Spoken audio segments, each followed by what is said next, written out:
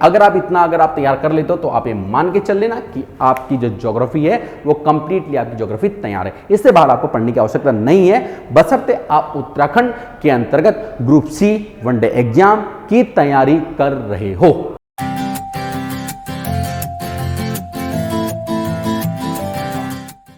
Hello student, कैसे हैं आप लोग। इस वीडियो में बात करूंगा कि क्रैश कोर्स के अंतर्गत जो ज्योग्राफी का सिलेबस है उसे किस तरह से यहाँ पे आपको कंप्लीट करना चाहिए या फिर मैं उसको किस तरह से आपको कंप्लीट कराऊंगा। देखिए यहाँ पे मैं जैसे मैंने यहाँ पे सभी सब्जेक्टों के सिलेबस को मैंने यहाँ पे 2 स्लॉट में डिवाइड किया है, ठीक है।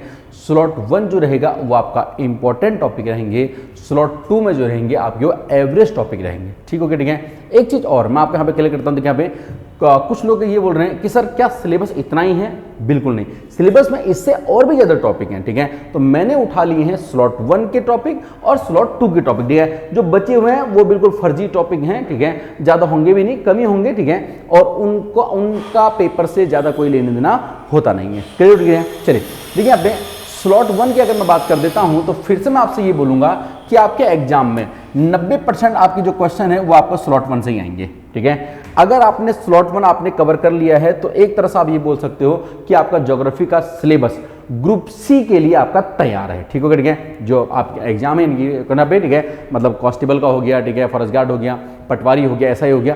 स्लॉट 1 अगर आपका तैयार है तो उसके लिए ज्योग्राफी आपकी तैयार है, आप ऐसा कह सकते हो, ठीक है। चलिए, लेकिन कभी कभी क्वेश्चन आपका 10% जो चांस होंगे वो यहां से भी रह सकते हैं। 10% कितने, केवल आप 10% चांस आपके यहां से भी पेपर में क्वेश्चन आ सकते हैं, लेकिन आपको पहले स्लॉट 1 ही आपको कवर करना है। अगर आपका कंप्लीट हो गया है तो 90%, देखिए हमें तैयारी भी 90% ही करनी पड़ती है, ठीक है। 10% तो हमें रिस्क भी लेना पड़ता है। मैं तो बोलूंगा अगर छोड़ भी दोगे तो चलेगा, कोई ज्यादा इशू वाली बात नहीं है, ठीक है। तैयारी भी अपने को 90% ही करना, 100% तैयारी तो कभी कोई कर भी नहीं पाता है, ठीक है। आप भी नहीं कर पाओगे, जब कोई नहीं कर पाए तो आप कैसे कर पाओगे, ठीक है। देखिए समझ यहाँ पे स्लॉट 1 के अंतर्गत सबसे पहले आपको जो पढ़ना है वो पढ़ना है यहाँ पे भौतिक संरचना, ठीक है।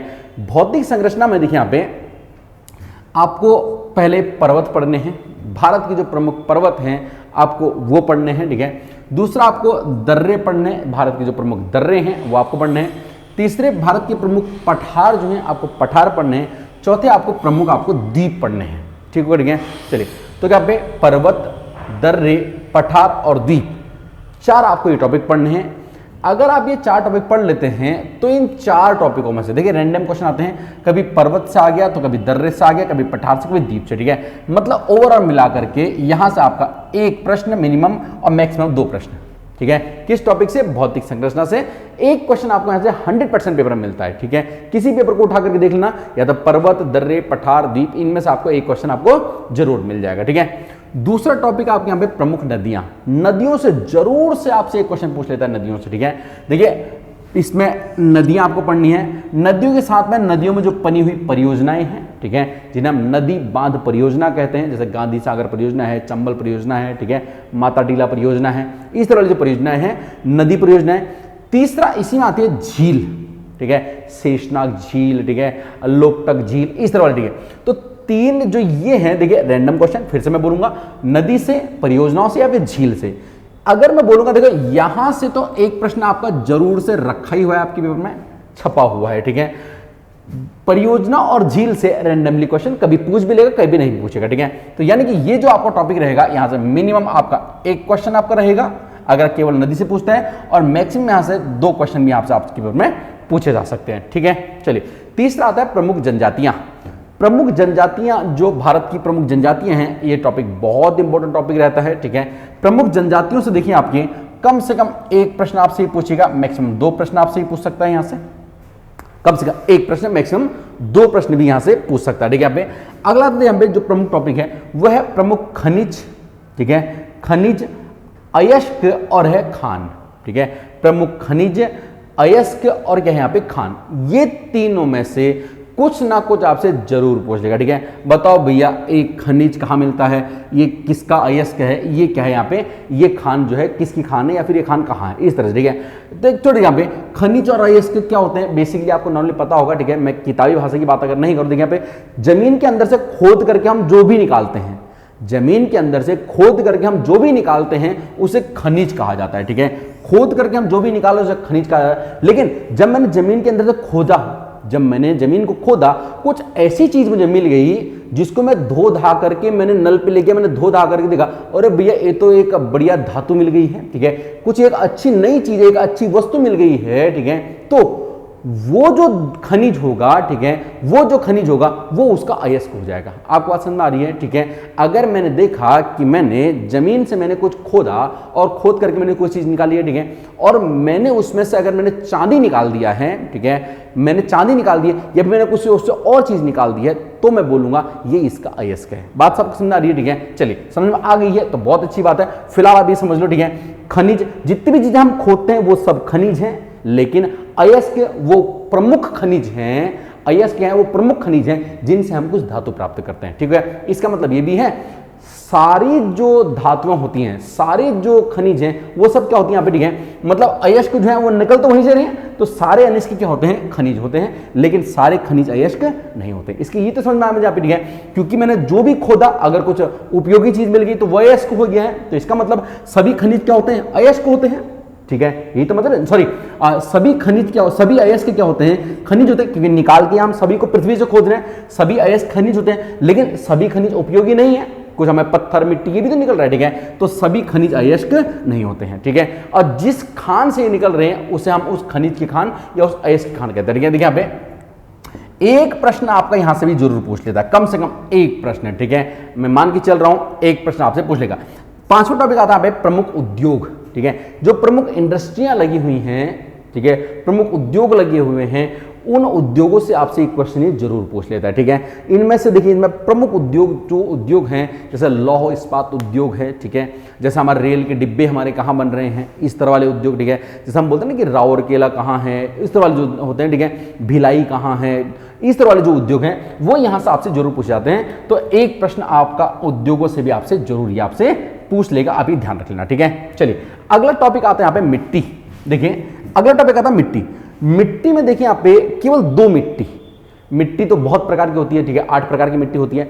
मिट्टी में आपको केवल 2 प्रकार की मिट्टी से आपको क्वेश्चन देखने को मिलेंगे, एक दिखेगा आपको काली मिट्टी और एक दिखेगा आपको लेटराइट मिट्टी। इनके अलावा क्वेश्चन आपको ना के बराबर आपको दिखेगा, कभी कभी अगर चले जाएगा, इससे आगे चले जाएगा तो भैया जलोढ़ मिट्टी, ठीक है, अगर चले जाएगा, वैसे मैं तो लिखूंगा नहीं यहाँ पे क्योंकि मेरे स्लॉट 1 में तो भैया ये जगह नहीं बना रहा है, ठीक है, स्लॉट 1 में मैं यहाँ पे मेरा ये जो जलोढ़ मिट्टी जगह नहीं बनाता है। तो मैंने बोला है मिट्टी में आपको 2 मिट्टी केवल पढ़नी, एक काली मिट्टी, दूसरी लेटराइट मिट्टी। बात आपको पल्ले पड़ रही है, ठीक है। चलिए आप जानते होंगे कि काली मिट्टी जो है ये बेसाल्ट की चट्टान से नॉर्मली बनती है, ठीक है, और लेटराइट मिट्टी वो मिट्टी होती है जैसे यहाँ पे ये जगह है जहाँ पे पानी बहुत ज्यादा होता है, जहाँ क्या होता है, जहाँ पानी बहुत ज्यादा होता है, तो इस जो जहाँ पानी बहुत ज्यादा होता है, जहाँ पानी भर जाता है, ठीक है, तो ये जो पृथ्वी है, ये जो जमीन है, जमीन के ऊपरी सतह में जो खनिज है, ऊपरी सतह जो खनिज है, ये रिस करके नीचे चले जाते हैं, ये रिस करके नीचे चले जाते हैं। इस क्रिया को बोलते हैं लीचिंग, हिंदी में बोलते हैं इसको, ठीक है, अंग्रेजी में इसको लीचिंग बोलते हैं, हिंदी में इसको शायद निक्षेपण इसे बोलते हैं, हिंदी में इसको निक्षेपण इसे बोलते हैं, ठीक है। तो ये जो क्रिया होती है, ठीक है, अब यहां से जो इसके सतह पे जो खनिज थे वो कहां चले गए, पृथ्वी के नीचे चले गए हैं, ठीक है, तो ऊपरी सतह पे खनिजों की कमी हो जाती है, इस तरह से जब जो ये मिट्टी बनती है इसे बोलते हैं लेटराइट मिट्टी, ठीक है। अब मेरी बात समझ आप देखें तो काली मिट्टी और लेटराइट मिट्टी, ये 2 मिट्टी आप यहाँ पे जरूर से आपको पढ़ लेनी है, ठीक है। अगला यहाँ पे जो टॉपिक आता है वो आता है कृषि, एग्रीकल्चरल। देखिए एग्रीकल्चरल जो है ये टॉपिक से क्वेश्चन हमेशा पूछे जाते हैं, ठीक हो, ठीक है, एग्रीकल्चर से जो क्वेश्चन है वो आपके हमेशा पूछ जाते हैं, हर एग्जाम पूछ जाते हैं, ठीक है। यहाँ पे देखिए मोटा मोटा मैं आपको अगर बता दूं, देखिए यहाँ पे कृषि में देखिए आपको 3 बातों का ध्यान रखना है, ठीक है। देखो 3 चीजें होती हैं, एक चीज होती है मिट्टी, एक चीज क्या होती है, मिट्टी, ठीक है, एक चीज होती है मिट्टी, दूसरी चीज होती है वर्षा, दूसरी चीज क्या होती है, वर्षा, और तीसरी चीज होती है तापमान, टेम्परेचर, ठीक है। तीसरी चीज क्या होती है यहाँ पे, आपका टेम्परेचर होता है। देखिए यहाँ पे अगर कोई एक ऐसी जगह है जहां पे मिट्टी अच्छी है, वर्षा अच्छी हो रही है और तापमान भी अच्छा है, तो यहां पे कृषि जो है वो हमेशा बहुत अच्छी होगी, ठीक है। अगर आपको ज्योग्राफी नहीं भी आती है, आपको मोटा मोटा अगर आपको अनुमान है, ज्योग्राफी एक ऐसा सब्जेक्ट है जहां पे आपको अगर इसकी अगर आपका बेसिक समझ है ना, बेसिक समझ है, तो आधे क्वेश्चन आप नॉर्मली ऐसे भी सॉल्व कर सकते हो। ज्योग्राफी एक ऐसा टॉपिक है, ठीक है, इसलिए इसको पढ़ने में थोड़ा सा ज्यादा मजा आता है। समझिए देखिए आप बात को, आप तो कृषि आपको जरूर पढ़ लेनी है, ठीक है, कृषि पढ़ लीजिए आपका। दूसरा कृषि से ही एक जुड़ा हुआ एक टॉपिक होता है जिसे वन रिपोर्ट, ठीक है। वन रिपोर्ट एक इंपॉर्टेंट टॉपिक रहता है आपका, स्लॉट 1 का एक टॉपिक बनेगा वन रिपोर्ट से कम मैं आपसे बोल देता हूं यहां पे आपसे कम से कम इस टॉपिक से, ठीक है। देखिए अगर मैं मिट्टी की बात करता हूं, यहां से मैंने छोड़ दिया है, ठीक है।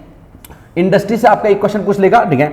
मिट्टी से एक प्रश्न है आपका निश्चित तौर पर आपसे पेपर में पूछा जाएगा, ठीक है। कृषि और वन रिपोर्ट से मिला करके एक क्वेश्चन आपसे ये पूछ लेगा। लास्ट एक टॉपिक आता है जनसंख्या। ज्योग्राफी के अंदर जनसंख्या एक ऐसा टॉपिक है जहां से पेपर में क्वेश्चन ना बने ऐसा पेपर ही नहीं बनता, ठीक है। जहां से पेपर में क्वेश्चन ना बने ऐसा पेपर ही नहीं बनता है, चाहे वो जनसंख्या कैसे भी पूछ ले, घुमा फिरा के एक क्वेश्चन जरूर पूछ लेगा, ठीक है। यहां से आप 2 प्रश्न भी मान सकते हैं, यहां से आप 2 भी मान सकते हैं, लेकिन चलो फिर भी मैं आप जो अपने टोटल मिलाकर के जीएस 40 नंबर की आती है तो उसके अकॉर्डिंग बोलता हूं मैं पे एक प्रश्न, ठीक है। एक प्रश्न आपके यहां से जरूर पूछ लेगा। ये हो गए आपके इंडियन ज्योग्राफी के 8 टॉपिक। सारे टॉपिकों को मिलाकर के मैंने निकाले हैं केवल 8 टॉपिक, ठीक हो गया, ठीक है। टॉपिक कितने हैं सर? टॉपिक तो भैया बहुत ज्यादा हैं, ठीक है। टॉपिक अगर आप सिलेबस खोल के देखोगे गिनते गिनते थक जाओगे, आपको कम से कम नहीं तो 40 से 45 टॉपिक आपको देखने को मिलेंगे, वो भी अगर हम उन टॉपिकों को अंदर ना खोलें। अंदर खोलोगे तो और ज्यादा मिल जाएंगे, ठीक है। मैंने कितने कर दिए यहाँ पे, केवल ये 8 टॉपिक आपके लिए मैंने निकाल के लेके आया हूं, ठीक है। अगर आप केवल ये 8 टॉपिक पढ़ते हो तो आप बोल देना ग्रुप सी के लिए आपकी जो इंडियन ज्योग्राफी है वो आपकी तैयार है, क्लियर, ठीक है। चलिए अब मैं आता हूं वर्ल्ड ज्योग्राफी के अंदर में। वर्ल्ड ज्योग्राफी भी तो है, इसको थोड़ी ना भूल जाते हैं, ये है विश्व का भूगोल। देखिए वर्ल्ड ज्योग्राफी से क्वेश्चन थोड़ा कम आते हैं, वर्ल्ड ज्योग्राफी से क्वेश्चन थोड़ा कम आते हैं, ठीक है। लेकिन फिर भी आपको पढ़ के जाने हैं क्योंकि एक आध प्रश्न तो पूछ ही लेता है यहां से। देखिए समझिए, आप बताए, यहाँ पे देखिए वर्ल्ड ज्योग्राफी से सबसे पहले आपको पढ़ने हैं प्रमुख पर्वत। विश्व के प्रमुख पर्वत कहां कहां हैं, ठीक है, ठीक है। जैसे हम बोलते हैं एटलस पर्वत कहां है, बात पल्ले पड़ रही है आपका, ठीक है। एंडीज पर्वत कहां है, इस तरह वाले जो पर्वत आते हैं आपको वो पढ़ लेने, पहला, ठीक है। दूसरा मरुस्थल, प्रमुख मरुस्थल कहां है, ठीक है। थार का मरुस्थल कहां है, सहारा मरुस्थल कहां है, मोटा मोटा पढ़ना है, ऊपर ऊपर। एक बात आपको मैं नोट करके बताता हूं भैया, नोट करके लिख लो। एक बात आपको नोट करके लिखनी है कि जो वर्ल्ड ज्योग्राफी है ये आपको ऊपर ऊपर से पढ़नी है, ऊपर ऊपर से पढ़नी है। क्या समझे भैया ऊपर ऊपर से? ऊपर ऊपर से का मतलब ये है कि भैया देखो ये पर्वत जो है यहां पे है, आपको ये नहीं देखना है कि ये पर्वत कितने देशों में फैला हुआ है, किस किस की सीमा पे है ये पर्वत, ठीक है। इसके किनारे यहां से कौन सी नदी निकल रही है, ये बात आपको नहीं देखनी है, ठीक है। मोटा मोटा मतलब ये पर्वत इस देश में है, ठीक है। ये पर्वत इस देश, पहले तो यहाँ पे अगर कॉन्टिनेंट भी आप कर लोगे तो चल जाएगा, ठीक है। मतलब ये पर्वत इस कॉन्टिनेंट में है, ठीक है, एशिया में है, यूरोप में है, यहाँ पे है। लेकिन अगर थोड़ा सा हमको देखना है तो ये पर्वत इस देश के अंदर है। एक्चुअली जो यूरोप के पर्वत हैं, देखिए यहाँ पे मैं आपको थोड़ा और स्पेसिफाई कर देता हूँ, ठीक है। यूरोप की पर्वत जो हैं उन पर्वतों में आपको देश भी आपको देख लेना होता है, ठीक है, कि भैया ये ब्लैक फॉरेस्ट है पर्वत, ठीक है, इनमें हमें देश भी देख लेना होता है। लेकिन बाकी जो एंडीज पर्वत है, ठीक है, बाकी जो इस तरह वाले पर्वत रहते हैं, ठीक है, ये इनके हमें यहाँ पे केवल हमें यहाँ पे अगर हम महाद्वीप भी हमें पता होगा तो चलेगा, लेकिन देश पता हो तो अच्छी बात है, ठीक है। चलिए तो पहला पर्वत, दूसरा क्या लिखा हमने, मरुस्थल। तीसरा देखो एक टॉपिक है वायुमंडल, बहुत इंपॉर्टेंट टॉपिक रहता है स्लॉट 1 के अकॉर्डिंग, इंपॉर्टेंट टॉपिक वायुमंडल। वायुमंडल में क्या सर पढ़ना है, पे फिर से हमें ऊपर ऊपर से पढ़ना है। क्या पढ़ना है सर? सबसे नीचे देखिए ये होता है हमारा क्षोभ मंडल, फिर था समताप मंडल, ठीक है। जो ये हमारे 5-6 मंडल होते हैं ना, बस इन्हीं को आपको पढ़ लेना है, बात खत्म हो गई, ज्यादा कुछ नहीं है इसमें। मैं बहुत आसानी से आपको कराऊंगा, टेंशन लेने का नहीं है, ठीक है। बहुत से बहुत एक 15 से 20 मिनट की इसमें एक वीडियो बनेगी, आपको ये सारा आपके दिमाग में सेट हो जाएगा, आपको परेशान होने की जरूरत नहीं, ठीक है। तो कौन सा आप वायुमंडल। अगला तो देखिए अगला पे जल संधियां। जल संधियां यहाँ पे आपसे स्लॉट 1 में मैं रखूंगा। जल संधियों को इंपॉर्टेंट टॉपिक रहता है, जल संधियों से बार बार क्वेश्चन पूछे जाते हैं, जल संधियों से, ठीक है, कि कौन सी जल संधि किस किस के बीच में है। बेसिकली जल संधियां को जो मेनली काम होता है वो होता है 2 जमीन के टुकड़ों को अलग करना और 2 पानी की जो जगह है उनको मिलाना, यही जल संधियों का काम होता है। वे कहां पे कौन जल संधि है, ये एक थोड़ा सा मैटर रहता है, ठीक है। चलिए जल संधियां होगी यहाँ पे। जल संधियों के साथ में एक हम पढ़ते हैं झील, प्रमुख झीलें जो है, ठीक है। प्रमुख झीलों में बेसिकली यहाँ पे जो मीठे पानी की जो झीलें हैं, ठीक है, जैसे सुपीरियर झील है, मिशिगन झील है, इस तरह वाली जो झीलें होती हैं मीठे पानी की झीलें होती है, ठीक है। हालांकि ये झीलें जो सुपीरियर झील है मीठे पानी की झील है, ठीक है। कैस्पियन सागर है, इस तरह वाली, कैस्पियन सागर मीठे पानी का नहीं है, ठीक है, और खारे पानी का है, बट फिर भी हमको ये पता होना चाहिए हैं झीलें जो प्रमुख झीलें हैं, जिनको वेल नोन झीलें हम कह सकते हैं, वो आपको पता होना चाहिए, ठीक है। एक होते हैं, अगर आता है यहाँ पे घास के मैदान। जो विश्व के प्रमुख घास के मैदान हैं वो बहुत इंपॉर्टेंट है, ठीक है। जैसे हम बोलते हैं ना कि वेल्ड घास के मैदान कहाँ है, पंपास कहाँ है, प्रेरी कहाँ है, ठीक है, डाउन्स कहाँ है, इस तरह वाले जो घास के मैदान होते हैं उनको हमें यहाँ पे पढ़ना होता है, ठीक है। एक ही नक्शे में, एक ही नक्शे के अंदर हम विश्व का एक नक्शा बनाएंगे, हम विश्व का एक नक्शा बनाएंगे, ठीक है। विश्व के नक्शे में मैं आपको बता दूंगा भैया ये वाले क्षेत्र में ये वाले घास के मैदान होते हैं, ये भी बता दूंगा भैया ये यहीं पे ही क्यों होता है, ठीक है, यहीं पे क्यों होता है। थोड़ा सा कॉन्सेप्ट बेस में ये पढ़ना होता है, ठीक है। मतलब देखो, हालांकि हम इसको याद भी कर सकते हैं, बट इसको कॉन्सेप्ट के साथ में अगर कर लेंगे तो आपके दिमाग में एक बार में सेट हो जाएगा। टेंशन लेने का नहीं है, मैं आपको आगे चलूंगा, ठीक है। घास के मैदान हो गया है, चलिए ठीक है। झील मैंने ऊपर ही लिख दी थी, तो यहां पे मैंने दोबारा झील लिख दिया है, कोई बात नहीं है, ठीक है। अगले आते हैं यहाँ पे जलधाराएं। जलधाराएं भी आपका मैं स्लॉट 1 में रखता हूं, बस ये ध्यान रख लेना, ठीक है। देखो यहां पे एक बार आप ये समझ लेना, जलधाराएं उन पेपर के लिए ज़्यादा इंपॉर्टेंट है जो एग्जाम जो है ग्रेजुएशन लेवल पे हो रहे हैं। ग्रेजुएशन लेवल पे जो एग्जाम हो रहे हैं वहां पे जल विद्युत जो जलधाराएं हैं वो इंपॉर्टेंट है। 12th बेस पे जो हो रहे हैं, मतलब फॉरेस्ट गार्ड और जो कांस्टेबल का है, कनिष्ठ सहायक का है, यहाँ के लिए टॉपिक उतना इंपॉर्टेंट नहीं रहेगा, लेकिन टॉपिक है स्लॉट 1 का ही है। नहीं रहेगा का मतलब मैं बिल्कुल कसम खा के तो नहीं बोलता यहाँ से नहीं आएगा, लेकिन मोस्ट प्रोबेबली चांस क्या है इसके थोड़े से कम है। किसके लिए? जो 12th बेस के एग्जाम है, ठीक है। चलिए समझते बात, आप देखिए यहाँ पे प्रमुख बंदरगाह। प्रमुख बंदरगाह जो है ये भी अपना इंपॉर्टेंट रहता है, एक प्रश्न बनने की संभावना रहती है, ठीक है।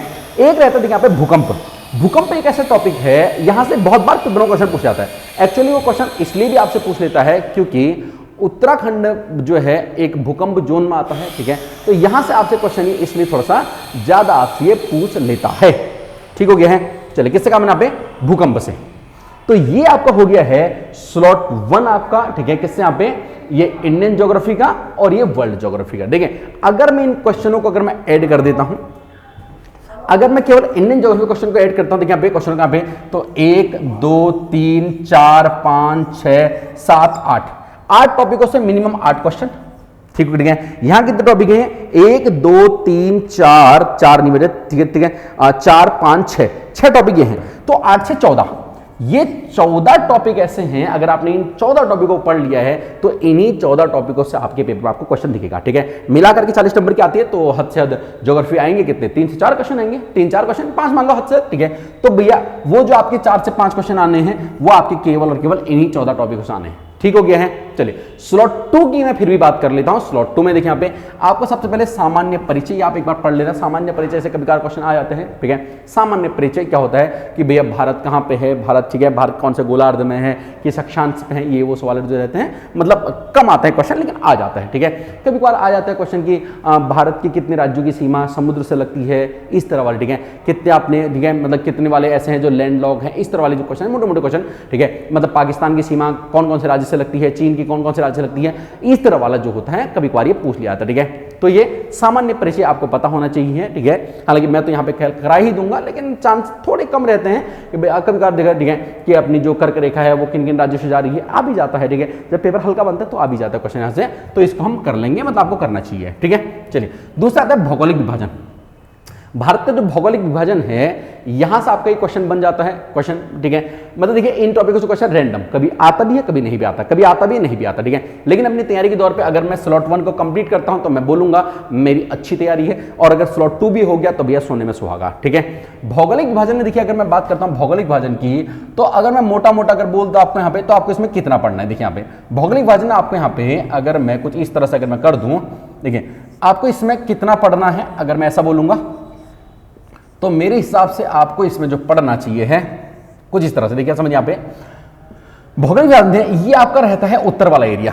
ये एरिया कौन सा हमारा पे, ये हमारा ऊपर का एरिया था, इसे हम हिमालय एरिया बोलते हैं, ठीक है। ये हमारी हिमालय रेंज है, ये हमारी है बीच में, ये हमारा है मैदानी भाग, ये हमारा कौन सा यहाँ पे, ये मैदानी भाग है। ये हमारा है पठारी भाग, ये हमारा कौन सा भाग है यहाँ पे, ये पठारी भाग है, ठीक है। ये हमारा है पर्वतीय भाग, ठीक है, पर्वतीय भाग। ये हमारा है मैदानी भाग और ये हमारा है पठारी भाग। क्लियर हो गया, ठीक है।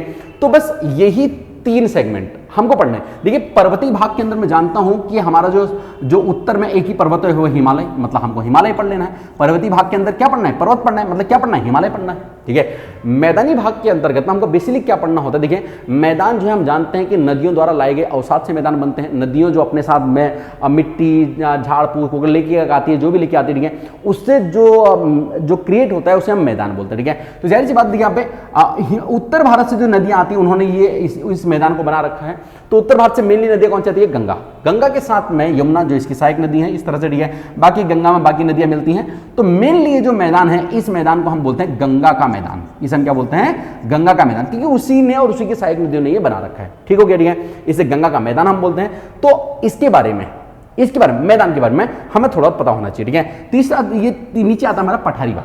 नीचे कौन सा बाग हमारा पे, ये हमारा पठारी बाग है। थोड़ा सा हमको यहाँ पे पठारों के बारे में हमको यहाँ पे पता होना चाहिए कि मालवा का पठार यहाँ पे है, यहाँ पे दंडकारण्य का पठार है, यहाँ से ये होता है, वहां से होता है, छोटी बड़ी बातें जो होती हैं। ठीक है, चलिए अगला आता है यहाँ पे जलवायु।